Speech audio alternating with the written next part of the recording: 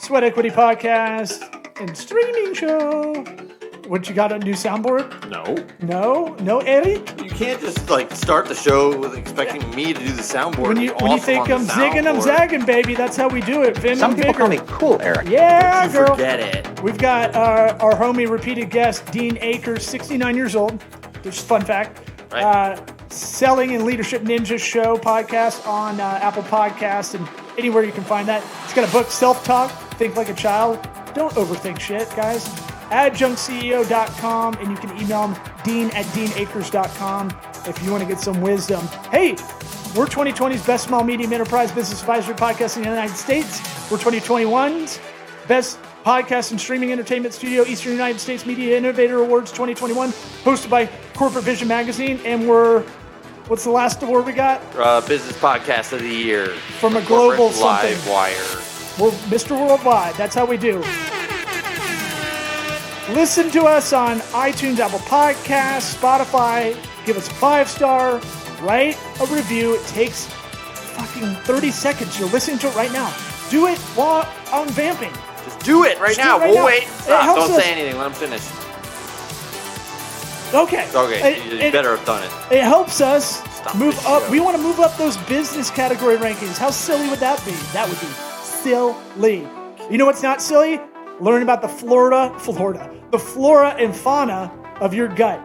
Get 70% off Viome's Gut Biome Intelligence Test and supplements with our link for health insights, personalized food recommendations, and precision supplements formulated just for you. Look, I want to figure out what I should be eating to optimize this T-Rex body to keep it going strong. Looking like my dad. Let's get it started. Hotty toddy! What about my sweat equity? Sweat equity. Sweat equity. My sweat equity. That's a cute dude. My sweat equity. That's your opinion. Watch sweat equity. What about my sweat equity? That's adorable. COVID. Yeah. All right, we'll get into it. We'll try to keep it efficient because we'll probably just come out of a cut that the audience won't even know because we're so professional. Well, yeah, it's Right. the start of the show, so that's the cut. 20 minutes of low-tech issues. Dean, anything to plug? Adjunct CEO. You can get his book, Self-Talk, Think Like a Child. He's got a podcast, Selling and Leadership Ninja, on Apple Podcasts or anywhere podcasts are found. Those are great for a lot of people that need a 10-minute podcast episode refresher, I would say. With video With video. on the podcast app. Ironically, Yep, we don't got- have you got on that. video. You figured that totally out. got that going. And then, as you say in your show, if you want to email Dean@deanakers.com, Do it. He'll write you romantic love letters back. Exactly. See, that's how you yes and. Yeah. Dean. It was just more of a yes. Well, But- he could have been like, "What the fuck, guys? You're wasting my time." I like that Dean will play along.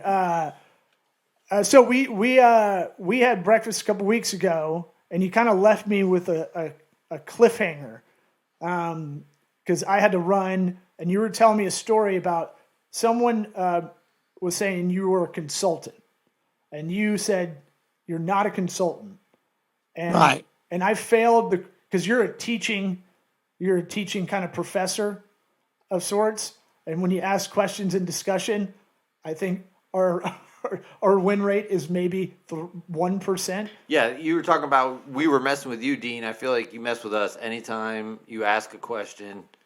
You know, Law and I are both, we want to say the answer first, for one. We definitely want to get it right, but that never happens.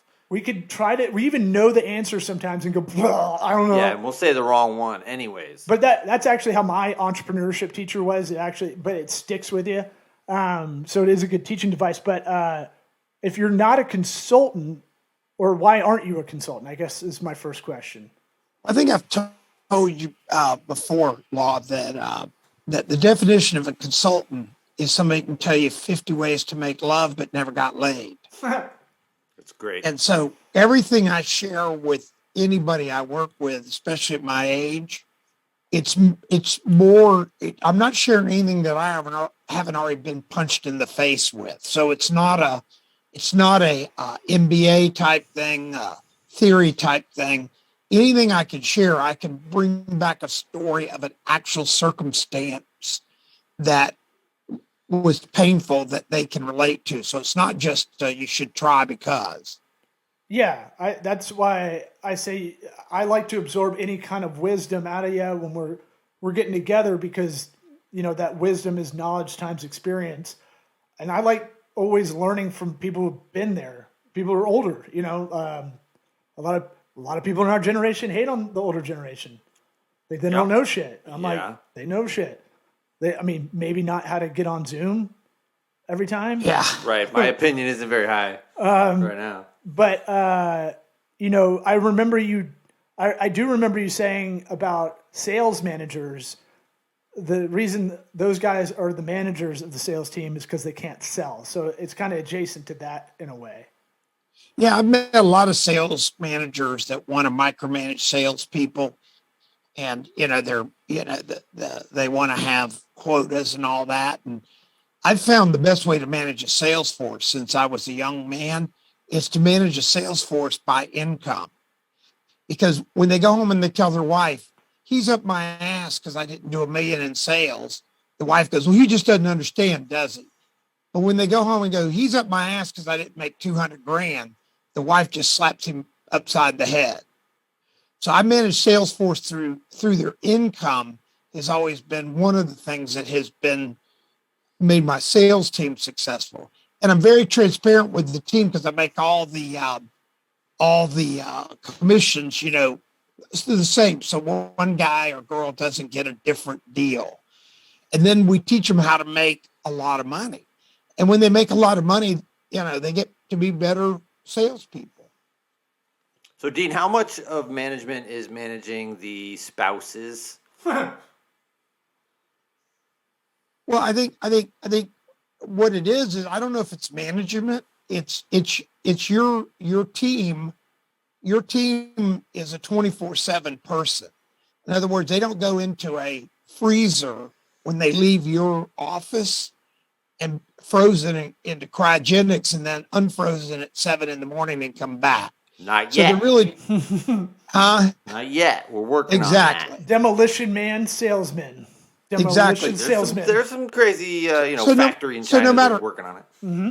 I actually had a meeting with the CEO today, and I was telling him one of the most impactful things I ever did was I had a guy quit my company years ago. This was back when I was in my 30s.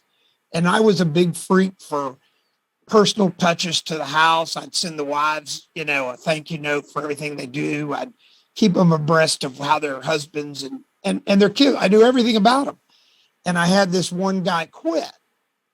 And my vice president in the Orlando area says, hey, Gordon quit today. And I went, oh my God. I mean, nobody quit our company. They just didn't. And so I said, well, tell him we wish him the best. He went to work for Goodyear for more money. That's what they told me. That night, my phone rang, true story. It was Gordon's wife. And she said to me, Mr. Akers, this is Gordon's wife. He came home and told the family that he quit today for more money. And I'm calling you personally on behalf of our family to say, can he stay? And I said, of course, we love him. But that isn't even the story, Law. But that vulnerability of that kind of interaction between the marriages is wild to me. But yeah. Oh, and listen to how crazier it got.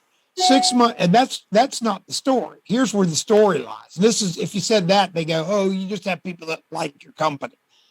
I went up 6 months, 8 months later, and I was in Orlando, and I had a meeting the next morning, so I spent the night, and I was at Gordon's location, and Gordon said, you got time to come by for a beer? Because I was staying at a hotel right by his house or right near there. So I said, sure. So I go by, or it's like 7:30 at night. We walk in, his wife gives me a hug, and she puts me in her, in the little living room in a Barca lounge, lounge chair, the daddy chair. On the coffee table. You cannot make this crap up. On the coffee table was one of my handwritten notes to their family thanking him for all the support that they gave Gordon in a freaking frame from 6-8 months before. Uh-huh. So that was a trophy. We would laugh and say, "Oh, that's corny as shit, Dean." We underestimate how much and how important even today appreciation and engagement is with our team members at whatever level you're at.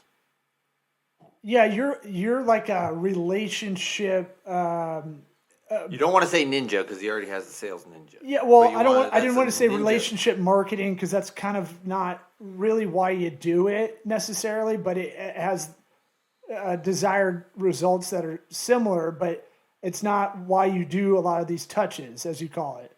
You know, in a marketing funnel, you might hear it referred to as touch points, but it's one of those things where, and I want to ask you about your new secret weapon touch point that you put on your podcast and told me at breakfast, but I find it interesting. But I think what it really is sincere gratitude on both sides that you're kind of putting out there.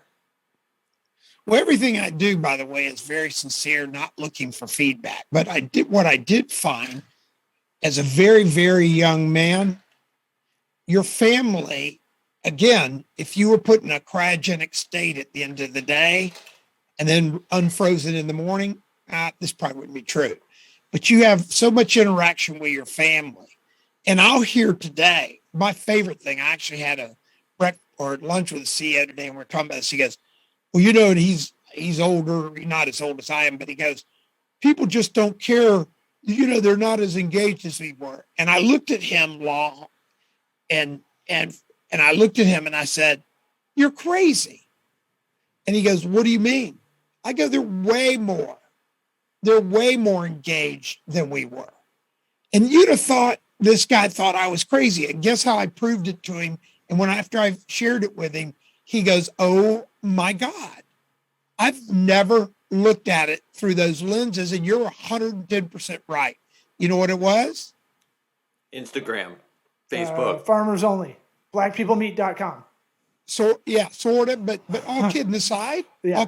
all kidding aside, seriously, I mean, if it helps. Mine were Well, real it was- answers. I don't Law made it a joke. Well, Law didn't we take tried. it seriously. We are the but number one business comedy business podcast out there. sometimes we need Okay, a little more but- business than comedy. I mean, at the end of the day, what really happens to people is they want to be engaged. And what happened with us, when I went home at 5:00, when I was in my 20s and even my 30s, when I got in my car, we had AM radio. FM was a couple stations, but not very many. We have that. You had AM radio. Yeah. You had 2.5 TV channels in Tampa, Florida. 2.5. And that's because if the weather was right, you got channel 10 on your TV. There was no such thing as cable. And when you went home at 5:00, guess who could get a hold of you? Nobody. Whoever called the house. Exactly. I got one. Boom. Nailed it. Boom. He's on the Stick board. a fork in it. Stick a fucking fork in it. Yeah, In nobody. this show. Leader in the clubhouse. But what happens is that when you understand that, you understand that these young folks, even like yourselves, you guys we're sitting here talking on a computer at 7:40 at night, just talking with videos. I mean, this is insane. One of us. Back at 7:40, I'd be hammered drunk or something, when I was in my 20s, not because there wasn't anything else to do. You think we're sober? Yeah. Yeah, exactly. Yeah, no, agreed. There's more outlets, and it doesn't mean that the touches aren't there. They're different touches. Yeah. They're digital touches. Well, now. So when they're real, they're more important. They mean more. And this is adjacent to a story you had that I've heard a few times, but you've talked about, I kind of believe the older generations will always hate on the younger ones, right? But you don't see millennials, the word millennials, as a pejorative. You have a podcast episode that's about how there's a lot of positives to this generation. We're older millennials. We're probably the older range of that. And can you elaborate on this kind of generational hypocrisy? You know, Well, first off, we have more noise than ever. We Right. have noise. You have 24/7 news channels, plural. You have you have podcasts. Look at Joe Rogan. He's getting roasted by some music artists that I guarantee you, when they were in their 20s, were stoned out of their mind, being crazy and everything else. Now they're roasting him. It's just there's so much noise nowadays. Before, you didn't have any of this noise. And the noise is still the minority. It's still the minority. And I work with so many young people, and I can tell you, I haven't met a young person yet that sits back and goes, I really want to figure out how to be a loser. I really haven't. right. And what happens is when you understand how they work and think, they are they're smart. My iPhone has more storage and more computing power than the entire computer system I had running my statewide tire company in the early 80s. My phone. Yeah. You guys, it's hard They for got you to to the even moon relate to that. with less processing power. Huh? They got to the moon with less processing power. Yeah, totally. So, I'm so excited about all the potentials. I love the other thing I do, and this is really, I can get some people torn up about this. I think I told you that my two young kids dropped out of college. Did I share that with you guys? I don't think so. They dropped out of college. And I was like, what? You can't drop out of college. You got to go to college. And it was all paid for, by the way. So it wasn't like they had loans and shit. Plus, I paid their expenses. So it wasn't like they had to work a job or anything. And one day I was down in Boca, and I was having dinner with them. They said, Dad, we're quitting school. And I go, why? You can't quit. And they cited their three older brothers, and they go, none of them use their college. They're all doing something that has nothing to do with their college. And then they laid the most profound thing on me. It was like hitting me in the face with a brick, and they were spot on. They looked at me and go, Dad, we can learn anything we want on YouTube. Yeah. I am 110% with them. We Totally. learned a lot of our professional skills just by slugging it out. It won't be long before college is seen as a scam. Where it's like, What do you mean? Look at these kids that go to college and have hundreds of thousands of dollars worth of debt. Right. Yeah. And no real marketable skill when they get out of there. And the skills that job providers want to see are done for free online as an assessment on LinkedIn. Like, that's what they want to see. They want to see that you can actually do a job, that they have, not that you finished college, that you showed up to all the classes. And underwater TIG welder makes $130 an hour. Yeah. Now, here's another thing. The other thing about getting work, I'll have people, they go, well, I can't get a job. They're not calling me back. And I go, well, you're sending resumes through Indeed and all these different places. Everybody, this is a big, bold statement. Anybody I've helped, when they told me where they wanted to go to work, first I get them a box of business cards. You know how many people do not have a box of business cards? Most. Yeah. I get them a box of business cards. It costs $10 on Got Print or Vis, any of those places. I get that. That counts. I got a question. That was not the actual answer, though. Yes. I got it right. He said yes. So I get them a business card, and I go, you go to the office and you ask to meet the frickin' CEO. And when the person at the desk goes, may I tell them why you're here? And they say, this is the company I'm working for, and I want to introduce myself. If they say, go to HR, forget it. Don't even talk to them. You want to talk to the head guy. He probably isn't going to talk to you. I had one of my guys go to Raymond James, and he couldn't he wanted to meet Tom James. And the secretary came down, they go, Mr. James, blah, blah, blah. And he says, this is the company I want to go to work for. He wrote Tom James' secretary a note back, wrote Mr. James a note back saying this, I'm so excited to meet these two people by name, and I'm so excited to work for the company. 1 week later, he got a call from the CIO of the company that hired him, not interviewed him, hired him, 6-figure job. Gumption and putting yourself out there. And separating yourself. Manifest destiny. Well, yeah, it is all those things, right? It's, you've kind of been a good teacher for us about reminding us of some of these things that were old school for a reason, and people used to do them for a reason, and now we should go back to them because it differentiates yourself. Can I make another comment that's interesting? Yeah. Guys my age that say old school, or you'll say old school. When I was in my 20s, nobody did it then. Oh, really? Because Yeah. in my head, I imagine a Mad Men era of just people, just like, Honey, I got tons of thank you cards to write. I can't talk right now. I walked around and tried to get a job all day. Right. No, what they did in my era, what they would do is they'd go to an office and the secretary would hand you an application and you'd fill it out sitting in the lobby. There was a company I was CEO of. This is a perfect example.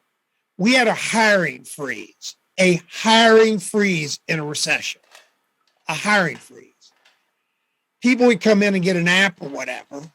The year we had a hiring freeze, we hired 150 people with a hiring freeze. So if you had come to our front desk and said, y'all hiring? Guess what our receptionist would have said? Yes. We just hired 150 people. No, she would say, Technically, yes. We have a hiring freeze. You're welcome to fill an application out, but we don't need anybody now. We're in a hiring freeze.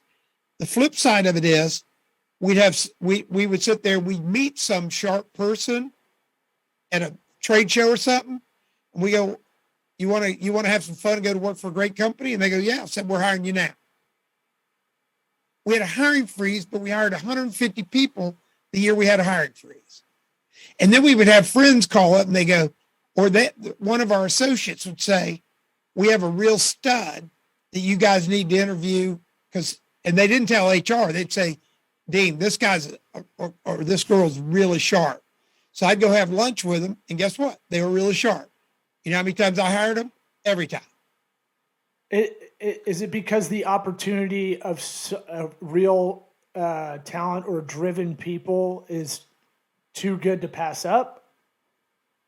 It's probably that. It's maybe D. It would be all the things above. When you hyper grow a company, you grow it through people. And people don't, a lot of CEOs, these little mom and pop CEOs think it's competitive and all that other nonsense. They're their biggest problem. And that, if you've listened to my podcast, I ran on this all the time. Yeah, I've got a question about that. What's competitive, Dean? What part of it is competitive that you're talking about? Well, everybody thinks their business is competitive, like the competition. And big versus small. Okay, I got you. I didn't know if you meant the hiring of trying to find good people. All the above. Can you tell? So the biggest problem for small entrepreneurs is themselves. Right. Yeah, I agree with that. And they're not reassessing, right? If you can regale us with the hardware store owner friend of yours. Oh, yeah. Yeah. That's a good That's a case. classic. Yeah. Yeah. I was at a hardware store one day, and he was this guy. I knew him because he was right where we lived, and he was bitching about Home Depot and Lowe's that was just getting ready to open in South Tampa. And he goes, those guys, they're so cheap, they're going to put us out of business and everything. And I said, no, they're not. You're going to put yourself out of business. He goes, no, they have price cheap. So I went and I took 10 SKUs. We walked around this hardware store. I said, give me that screwdriver. It was like a Stanley. So it was a name brand. And I took the prices, and then I went to Lowe's and Home Depot. Every item, he was substantially cheaper than those two. So who was putting who out of business? He was putting himself out of business. Yeah, he didn't. That's why you wrote a book called Self-Talk. Ooh, get it on yeah. Amazon. Bring it back around. Get rid of that radio noise. Nice, smooth plug. No, but You like that? No, but I appreciate the plug, but that's exactly it. I had another entrepreneur the other night. This got me all torqued up for a podcast. She was in a meeting. We were all standing up, or people were standing up. I was more as an observer, and she stands up and she's bragging about her company. And then she says, we're 30% cheaper than our competitors, so we can really drive value to our customers. The minute she said that, the hair on the back of my neck went straight up. Then they asked her biggest challenge. And now I could have almost tackled her and beat her up over this. She goes, our biggest challenge, though, is all these big companies they're paying people more and we can't get employees because they pay them more. And I wanted to say, just shut up. If you're 30% cheaper and now you're bitching that you can't be competitive, if I took 100% of your sales and added 30% to them, how much more could you have paid in payroll and have the same shitty net you have now? You could hire freaking rock stars. Yeah, make it 15%. Yeah. Well, no, apply the strategy, apply the same vim and vigor to what you do to stay competitive on pricing towards finding human capital. Well, you know my Louis Vuitton story. No, but we know you're a fancy dandy. No, what happened with Louis Vuitton? I went into a company. All kidding aside, Law. I went into a company, and everybody was talking about price. Everybody was talking about how competitive it was. So I finally said, I'm going to make you guys a deal. I'm going to let you decide whether it's competitive. So I had these women, and I asked them, have you ever heard? I went around the table, and I had them describe the purses they owned at that meeting that day. And so one had a Coach, another one had something like that. And the third lady there's 5 of them there. She had a brown Louis Vuitton. Are y'all familiar with brown Louis Vuittons, what the cost is? Yes, a lot. Is that like Black People Twitter? They're like $2,700. Yeah. Then the other girl, you can't make this shit up. The girl sitting next to her, this was totally random that day because the girls were always bitching about price of our competition. The girl sitting next to her had a white Louis Vuitton. And at the time that was $4,200. So they're bitching. And I said, okay, you girls are going to make a decision for our company, not me, because I trust you.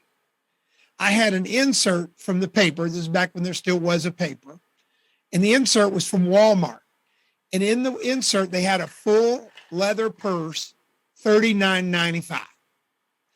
So the purses, I looked at all the girls. I said, so purse is a utility item. You guys told me that. So here's my question. Do you think that the CEO and all the salespeople at Louis Vuitton are freaking out now that the largest retailer on the planet, which was Walmart at the time at $500 billion in sales, is coming right after them with a $39.95 purse, which, by the way, will carry the same cell phone, same wallet, everything that your freaking Louis Vuitton. Do you think the Louis Vuitton people are freaking out? Fuck no. Exactly. Guess what happened? So I went around the table. I looked at every woman and I said, who the fuck do you want to be? Walmart or Louis Vuitton? What year was this? Yeah. This is a true story. What year was it? You need a Catch Me If You Can biopic about your life of all these stories. Tom Hanks plays an HR rep trying to catch onto the next job. I'll get him at that one. Sir. Yeah. But here's what happened. I went to each one, made them look at me, said, do you want to be Walmart or Louis Vuitton? First girl says Louis Vuitton. Second girl says Louis Vuitton. Obviously, the next two said Louis Vuitton. They had Louis Vuitton purses. And then the first girl said Louis Vuitton. I said, then I leaned up on the table. I didn't say, do you want to fucking be Louis Vuitton? I said, do you want to be, which one do you want to be? I let them choose. I leaned up on our conference table and leaned forward and I said, then start fucking acting like it. Here's what happened. Our closing ratio from that day forward doubled, and our average sale price doubled. And, oh, by the way, that became the culture of our company, and we had a 9-figure exit. And you just improv this kind of motivational, almost pivot to get them going, as you're teaching them kind of what's going on there. Well, no, what I let them do, it was it was sort of improv, but I wanted them to make a choice. If they wanted to be Walmart, then let's fucking act like them, okay? But if you want to be Louis Vuitton, the Louis Vuitton people, if somebody walked into Louis Vuitton and goes, Walmart's got a $39 purse, they'll tell them to get the fuck out and go buy it. Right? Y'all price match? I didn't know they let the valet in here. Exactly. Team price match. Exactly. Yeah. I want to touch on one thing, and then we'll do a closing question. We'll close it out. I got to return to the beginning. Your new secret weapon touch point. You mentioned this on the first episode of your podcast this year. You talked to me about it at breakfast. You already do snail mail, handwritten, happy birthday cards. So if you look at Dean's iCal, there's like 10 different birthdays every day. Right. And he habitually writes it, postmarks it on that day, sends it out. And then you're already a thank you card writer after, an event of some sort. You were showing me the new one you were doing with photos. Can you talk about that? Yeah. So on Facebook, people show photos, and I wish we had video right now because I have some just that are completed. And any rate, I wish I had my video working, but I make a 4x6 photograph. I just take the Facebook picture of them at their wedding or their kid. Like I just sent one today. I sent one to one of my folks that their kids just won a big event in Nashville. Their two daughters won this huge national event. It was on Facebook. So I made a 4x6 picture, put it in a 5x7 frame matted, wrote on the mat, "Boy, you must be proud, Dean." And it went in the mail today to them. They're going to get that frame picture. It'll stay with them forever. What prompted me to bring it back is I did that back when I was a young man and I was in a CEO's office who was not a CEO when I met him and did this. Every picture I had ever sent him was on the frickin' wall of his office in downtown St. Pete today. Yeah, and it shows you took a Effort, minute. Yeah. For sure. And really thought about them for at least 5 minutes to knock that out. Let me ask you this. Has anybody sent you one back? No. And that's kind of the interesting. That's kind of the philosophy of it. You're not expecting to get that in return. It's not a quid pro quo kind of thing.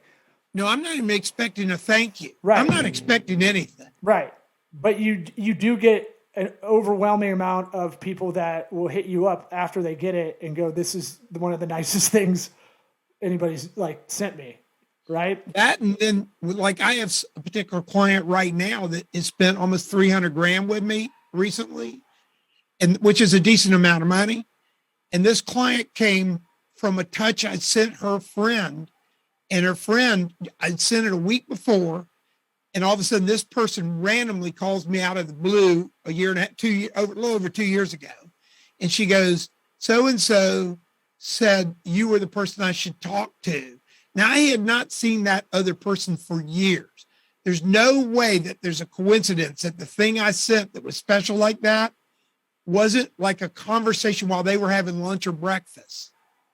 In other words, she didn't say, "Who should I call?" And that prompted it. And then I have an audio, which I could play, but I have an audio of a guy where I sent something to him and he calls me up and he goes, "Wow, that was so cool. And here's what he said. Makes me laugh." He goes, "I was thinking about you the other day. What are the chances that some bitch was thinking about me?" Not very high. I think about 0. you every day. Well, 0.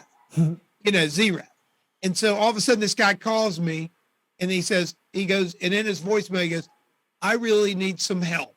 Now, so when I go to meet that guy, you think that's a price sale? Do you think that's, "Oh, can you bid this?" No, that's a freaking stick a fork in it. It's done. That one's going to the house. And all of it was I got Ideal Image on a note because I sent a guy a note and he said, "Can we have lunch?" He bought me lunch. So the note was worth $20 worth of lunch. And he said, "Can you help these two chiropractors?" Because I was retired. And I went and we started talking. Next thing I know, that was a 7-figure note for me. Yeah. Actually putting effort, not just getting the robot hand to sign a thank you card for you and send it out as a handwritten note. Really the whole thing has to be handwritten. Right. Yeah. Really doing Typing it up and then signing it. That matters. Yeah, people send Christmas cards out that are already pre-printed and pre-addressed.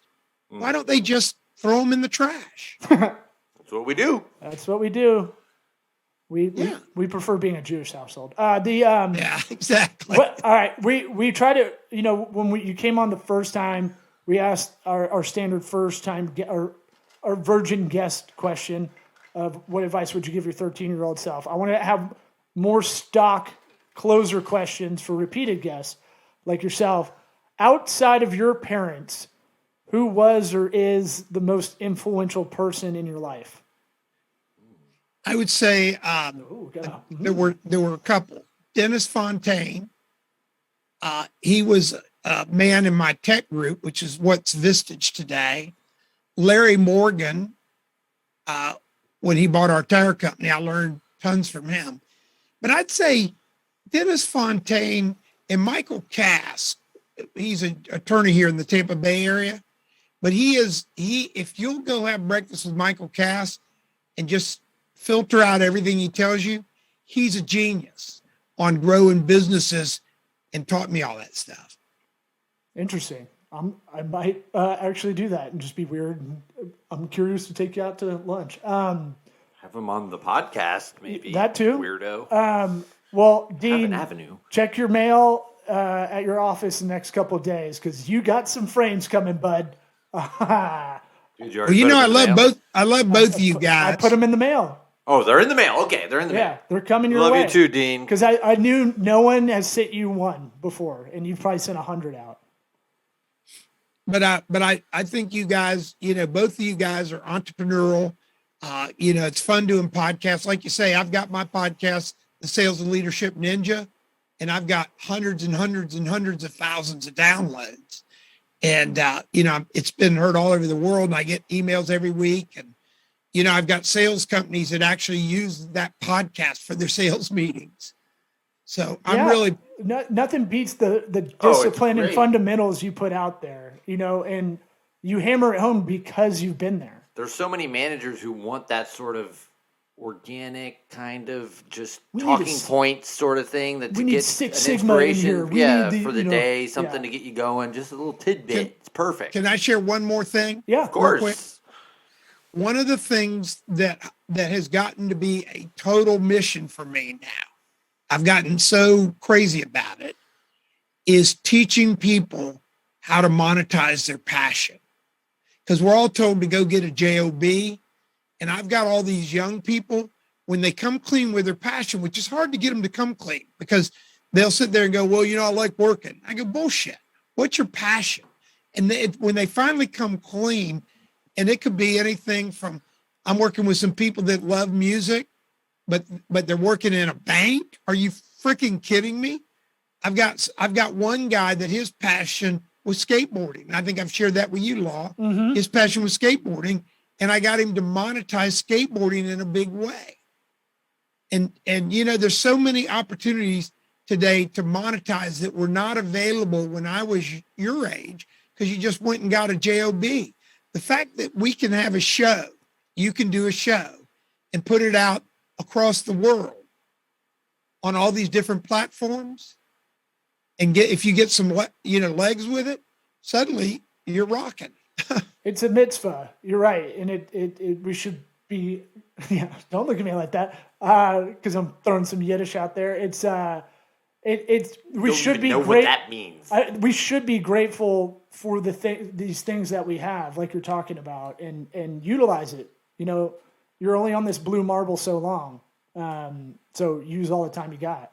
Well, here's the thing that's really cool, and I don't want this to be taken as a derogatory statement. It just happens to be a fact. Mm-hmm. In the business world and in the world of success, we're by and large, you're running with slow people.